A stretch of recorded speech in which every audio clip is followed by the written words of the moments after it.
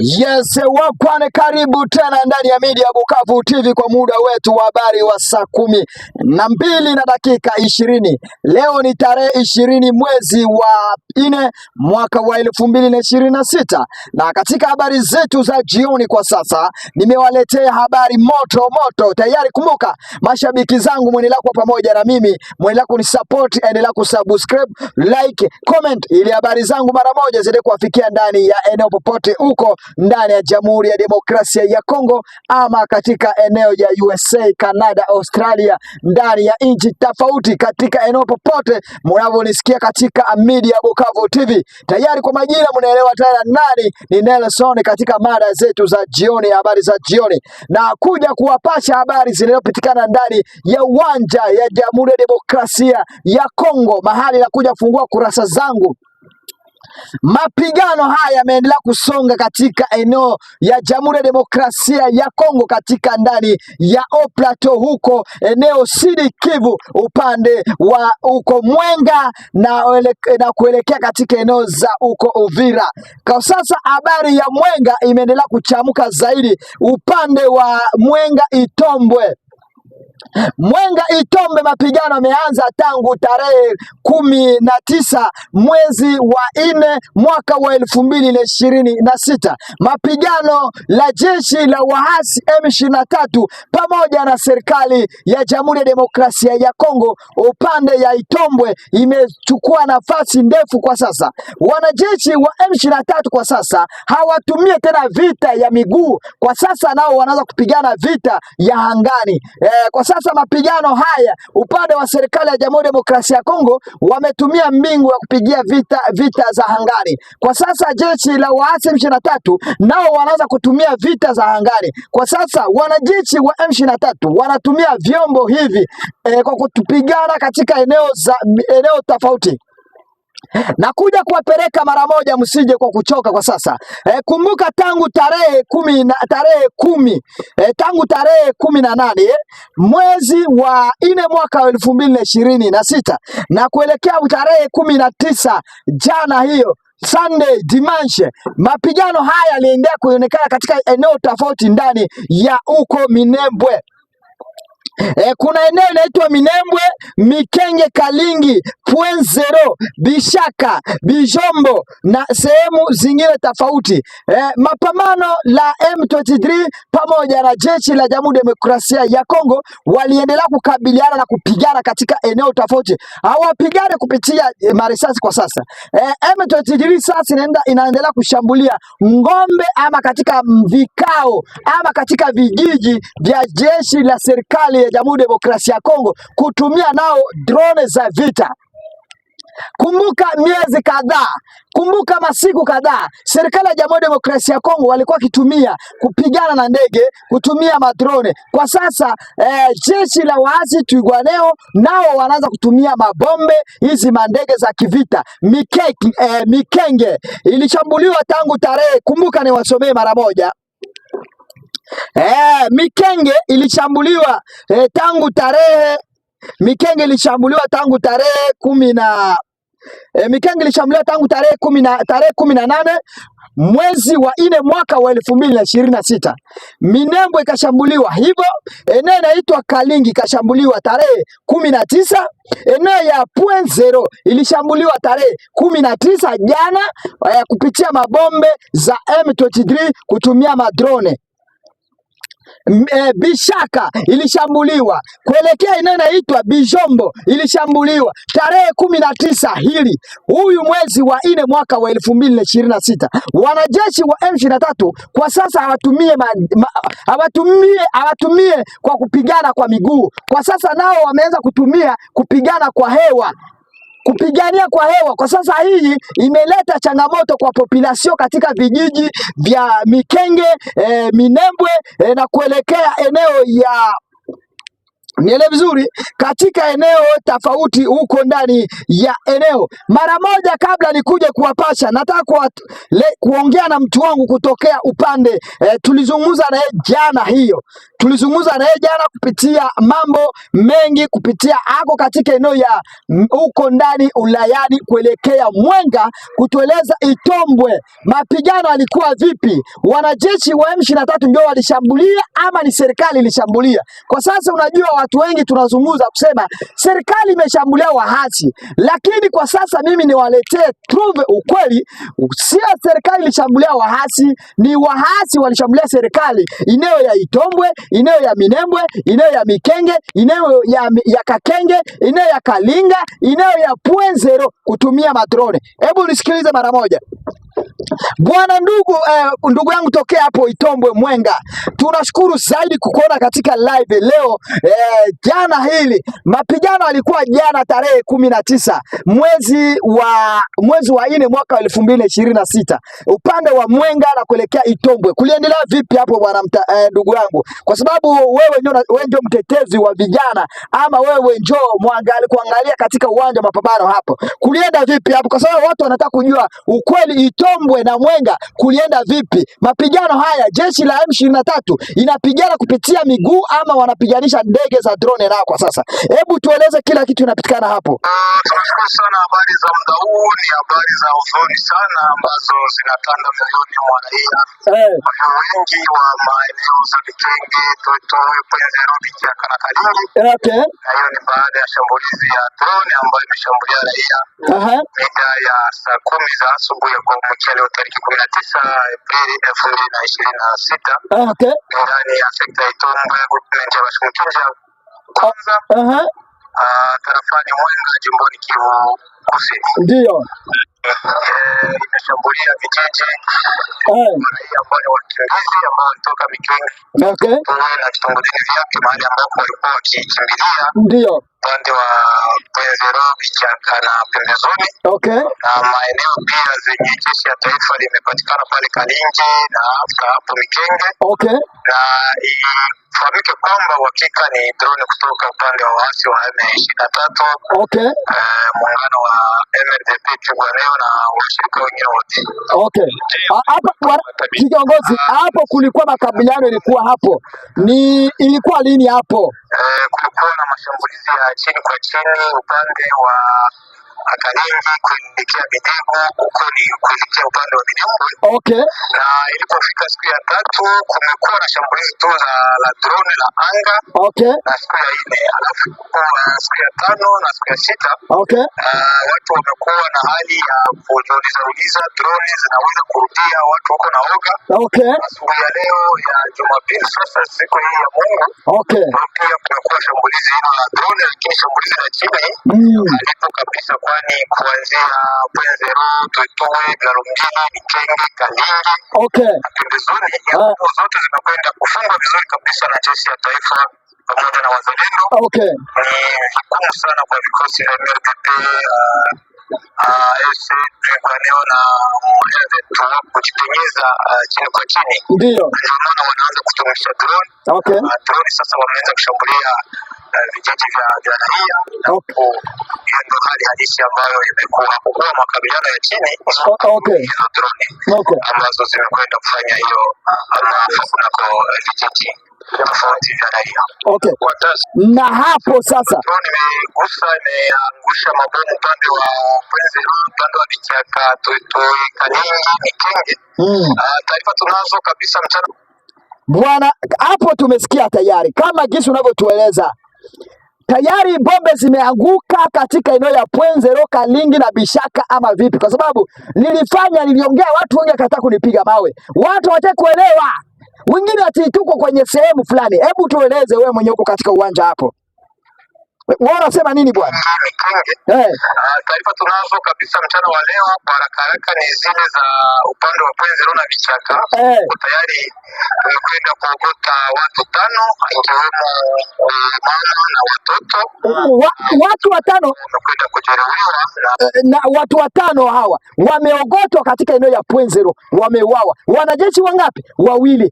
Nani? Watu wanazungumza kusema hakuna vita. Vita yupo, ni kuile tu watu wale wasingiti, watu wataka kuongea ukweli. Hebu tueleze baba, utueleze, kwa sababu unajua media Bukavu TV inakuja kupasha watu, kuelezea watu ukweli, kunaendelea vipi? tayari wale majeruhi wamekwenda kusafirishwa hapo Fizi ambapo kunako hospital kuu, kwani hospital zote za Mikenge na vitongoji vyote wamekwenda kubomolewa na kuporwa na waasi. Hakuna eneo za matunzo. Na eneo zingine za Kalingi ndiko tunasema labda kuna maafa ya wanajeshi karibuni wawili ambao wamekwenda kuguswa na hiyo drone. Upande wa Mikenge na Tuwe mpaka sasa hatujapata matokeo, kwani mawasiliano hakuna. Na huko wanajeshi wamekwenda kabisa kusambaratika katika eneo hilo, hakukuwa kabisa na jinsi ya raia kuzunguka katika eneo hilo ili kuangalia nini kinatokea. Matokeo ambayo tunao sasa ni hao watu 5 na 8 ambao wamekwenda kujeruhiwa. Imekuwa ni hali ya kushtua, raia wengi wamesambaratika tena, wengi wameshuka upande maeneo za Mtambala, ikiwa ni sekta ya Mtambala tarafani Fizi, na wengine wamejitupa maporini. Mpaka sasa hatujakuwa kabisa na uhakika kama ni familia ngapi ambazo labda zimekwenda kuondoka, lakini watu wamekwenda kusambaratika, kwani unajua kama ni kitu cha mpya sana, watu hawazoei shambulizi za juu, na huku ni kitu ambacho kimeshtua watu wengi. Katika taarifa zetu ndio tunaweza kujua ikiwa ni familia zote zitakwenda kuondoka na kuelekea mahali pengine, ama watakwenda kuvumilia kuketi hiyo maeneo, lakini mpaka sasa watu wamesambaratika tu, kila mtu kulitafuta njia yake. Lakini jeshi la taifa limekwenda kusimama imara na kuimarisha usalama wa chini, wakiwazia labda shambulizi za chini zinaweza kuwa, lakini mpaka leo mchana umeshinda, hakuna shambulizi la chini, isipokuwa tu ni hizo. Mpaka sasa ni vigumu kutoa hesabu rasmi ya familia ambazo zinaweza kuwa zimetoka na zile ambazo zimebaki, lakini raia wakali wa porini na wamoja wametoka wakihofia usalama. Nimekwisha eleza ni kusema kwamba mapambano za chini kwa chini, waasi kabisa hawana njia, na hiyo imekuwa tu ni drone, ni kushtua, kwani ni anga. Lakini chini kwa chini na kuhakikishia na ugongomano wote na wale wote ambao wanaendelea kutufuata kwa sauti hii ni kwamba ulinzi wa jeshi la taifa na wazalendo wa chini umelindwa vizuri sana, wa chini umelindwa vizuri sana, isipokuwa tu anga ndio ambayo haijazuiliwa, na ndio maana wanatumikisha hizo drone. Chini kumelindwa sana, na tuna uhakika kama adui hawezi kujipenyeza kuingia kunazo hizo maeneo. Kwenda kulaani vikali huku tukieleza serikali ya nchi ya Jamhuri ya Kidemokrasia ya Kongo, pia hiyo na serikali ya Rwanda ambayo inasapoti M23 na washirika wake, kwa kuacha mambo ya ukiukaji wa haki ya kibinadamu, kwani inaonekana kama vita vinaendelea kugeuza sura, kama bomu ikishuka katika vijiji vya raia. Tumeshika kujua ikiwa raia wanafia nini na wanakosa gani ikiwa raia wameendelea kuuawa hivyo. Tuwakumbushe kwamba ni eneo hakuna mawasiliano, hakuna antenne de communication hata moja, hakuna njia hata moja, alafu watu wanakufa tu bila hata media, hakuna habari, hakuna malalamiko, hakuna nini. Na hivyo tunakwenda kupokea kata na kulaani vikali, huku tukiomba vyombo vya usalama na sheria kufuatilia wale ambao wanaendelea kuhatarisha raia, kwani kuna droit international humanitaire inapaswa kuheshimika na raia inapaswa kuheshimika, kwani hao wote ni wamama, watu ambao hawana hatia, wamekimbia, wameacha makazi zao, wenye wanakimbia tena wanaenda kufa. Ni jambo ambalo limeleta kinyongo sana. Sisi kama vijana wa sekta Itombwe na jimboni kwa ujumla tunaendelea kulaani vitendo vyote vile vya bombardement ama kukusa raia ambao wamepatikana kunako eneo za makimbizini. Kama kawaida tu nikikuuliza katika maswali, kama tayari mnajua kama serikali ya Jamhuri ya Demokrasia ya Kongo ilikuwa katika huko Germany, huko Swiss. Upande wenu makubaliano ya serikali ya Jamhuri ya Demokrasia ya Kongo na upande wenu nyinyi mnaichukulia kivipi, na nini unaweza kuelezea watu ili waelewe upande kama nyinyi wanajeshi wa wazalendo? Mambo ya mikataba kwetu mara mingi tunaisikia tu kunako vipaza sauti vya redio na kunako mitandao ya kijamii, lakini ukiingilia kwa uwanja utakutana mambo hayatekelezwi, na hiyo imekwenda kutushangaza sana. Ikiwa vile ambavyo imekwenda kusaini na ni uwezekano katika eneo lenyewe raia wako, itakuwa ni jambo la maana, lakini wafanya siasa nao wana malengo zao, wana mambo zao, wanaenda wanafanya vyao, alafu raia imekuwa inaendelea kuathirika. Ni mshangao sana kuona watu wamekuwa kwa masikilizano kupitia mahakuru, lakini raia inaendelea kufunguka. Hiyo ni jambo ambalo limetushangaza sana, na ndio maana tunasema ikiwa kweli wamekwenda kusinyia akoro ambazo ni za kuleta amani na kusaidia raia wawe na uhuru, ni lazima ziheshimiwe, na yule ambaye amekiuka mkataba ni lazima afuatiliwe na vyombo vya ulimwengu, kwani kuna sheria ya ulimwengu ambayo inasema na inatokana uhai ama uhuru kwa raia ambaye anapaswa kupata ulinzi wowote ule na kupata matunzo na kila kitu cha kiutu mahali popote anapatikana, japo kunaweza kuwa kuko vita. Na kiongozi, ni nini unaweza kuambia watu raia kutokea upande wa hapo Mwenga ndani ya sekta ya Itombwe kupitia mapigano haya yalikuwa katika eneo hili? Kitu gani unaweza kuambia population kupitia information yote unataka kusikiliza ama kupitia kiumbe ya kila kitu kinachozungumza katika mchana wa leo? Nataka tuambia. Nadhani imekuwa tu ni mshangao na ni hofu kabisa kwetu raia wa sekta ya Itombwe, kwani walio wengi waliwazia sherehe zilipita pale Uvira tarehe 17 Aprili 2026 zingeweza kufanyika kunako makao makuu ya sekta pale Kipupu, ambako wamama, wababa, vijana walio wengi walikuwa wami wetu wa asili walikuwa wakisubiria hizo sherehe, lakini hazikufanyika kwa ajili ya mambo tu ya usalama mdogo, ikatuma yafanyika hapo Uvira. Basi wakati chef de secteur wa mpya kijana Papi Lurunga amepewa wazifa, watu wamekwenda kushukuru na wakuu maandalizi ya kuangalia namna gani anaweza kurejea eneo ili pamoja tusaidiane kwa kuangalia jinsi tunaweza tukarejesha amani. Alafu sasa mashambulizi nayo pia yameanza, inakuwa kwanza ni vigumu kwanza kwake kufika, sijui kama naye serikali itamruhusu kuingia katika eneo ambalo inaendelea na sisi kwa tunaona labda tunakuwa sasa vile ni watoto ambao hawana baba hawana mama, kwani uongozi wote watakuwa huko nje ya eneo, na hiyo kabisa imekwenda kupona hofu. Lakini hata tuambie watoto wa Itombwe na watoto wa milima kwamba viongozi watakuja, na tunajua kama utetezi unaendelea na serikali tukiomba kama itufungie anga sawasawa na gisi inadeploye majeshi za chini kwa chini, tunaomba pia na tufungie anga, kwani anga imesumbua sana. Tariki 8 kuamkia tariki 9 shambulizi pia za drone zilishambulia eneo za Mikenge zaidi sana, maafa yakatoka na watu wakakala kimya. Zimeshambulia pale Mijumbu na kwa leo zimeingia mpaka maeneo watu wanakimbia. Ni jambo ambalo limetushangaza, lakini tuna imani kwamba viongozi watafika na hiyo nayo serikali itatusikia na itatufungia hiyo anga. Nadhani kama adui atapata tena njia. Watu wangu, munasikiliza yeyote, munasikiliza kile kinachozungumza, hebu nieleze tayari mapigano kibaki kwa hanga, wanajeshi wa FARDC wanatoa hangani, wanajeshi wa M23 watoe hangani. Hebu nieleze, watu watakufa ni watu wangapi? Watu watapoteza maisha ni watu wangapi? Kama tayari serikali ya Jamhuri ya Demokrasia ya Kongo walienda tarehe 13 kwenda huko Swisse huko kwa kufanya umoja kuzungumza na viongozi vya M23, tayari walikuwa najua tayari M23 wako na masharti. M23 walikuwa najua serikali ya Jamhuri ya Demokrasia ya Kongo iko na viegezo. Kama tayari walienda kwenye masikilizano na wakafika huko hawaelewane, mnafikiria vita itaisha? Vita inaendelea kusonga mbele. Sasa M23 imeona sasa sisteme kama Kongo haitaki kuwasiliana, kwa sababu M23 tatizo yao ni moja, masharti yao ilikuwa ni moja, kuondoa zambi za viongozi wao, watolewe kwenye mkataba huyu ya kuchukuliwa hukumu wa kuuawa. Hatua serikali imekataa, na serikali nayo imewaomba mambo zingine nao wakakataa. Sasa maongezi ilikuwa kati ya jeshi la waasi M23 na upande la jeshi la serikali ya Jamhuri ya Demokrasia ya Kongo ilikuwa ni nini?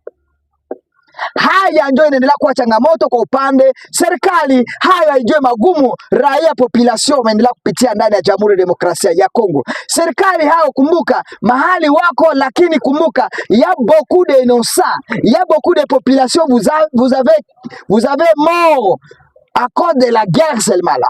Jusqu'à aujourd'hui, watu wangu wote tuambie, unakwambia ukweli, waacho baki ukweli, kwa sababu hakuna mwenye atavuka mafuta ya kuwa muongo, kwa sababu ndani ya hii siasa ama upande la jeshi kuna mambo mengi yanaendelea kupitika. Kama tayari kamanda ama viongozi wa serikali vinaona watu wameendelea kukufa na watu wamesema wanaenda kufanya mkataba wa kuongea, miaka kila mara itakuwa ni mkataba kusaini kila mara kontra, ama kila mara watakuwa wanaenda kuongea na hakuna kinye kinapitika. Watu wangu, inabidi watu wafunguke akili, waelewe ni hatua wakongomani washikane wenyewe, wajenge umoja. Basi ndio imebaki. Serikali jeshi halitakuja kufanya chochote kusumbuka. Wakaaji population waeke umoja tayari, na wanajeshi wa M23 wataona rais umoja wa wakaaji, hata serikali wataona umoja wa wakaaji, wanajeshi wao wenyewe nao wataweka umoja, upande wa serikali wataweka umoja pamoja na wanajeshi wa M23, kwa sababu raia ukikuwa washaweka umoja, serikali nayo itabidi waeke umoja, waende waambiane, waongee sasa mara moja, waseme bwana, raia population wamesha kuwa kimtu mmoja. Kwa nini sisi serikali hatutaki kuelewana? Haya, watu wengi wataelewa kila kitu kinapatikana. Wanangu, nakwambia moto, hata mimi nakasirika katika habari hizi zimoja. Mapigano, watu wamekufa wengi sana, lakini watu waone, ulimwengu Geneve imeona kila mara watu wameenda kufa. Point zero, ya beaucoup de personnes qui mort. Nord Kivu, ya beaucoup de personnes qui mort. Jusqu'à là, à Mikenge, Mwenga, Kamituga, Shabunda, quelque part vous êtes la guerre. Il y a beaucoup de personnes et beaucoup d'innocents. Les militaires sont morts jusqu'à aujourd'hui. Les femmes, vous êtes, il n'y a pas de mari. Il y a Pedro seulement là. Wabibi wa wanajeshi wameendelea kuteseka kupitia bwana zao, wamekufa kwenye mapambano. Wanajeshi wa wazalendo, familia zao wameteseka, mpaka population wameendelea kuteseka. Vita itakuwa mpaka lini? Endelea kupatia media Bukavu TV, habari za jioni zinakuwa tumekuja kupepeusha kwa haraka zaidi.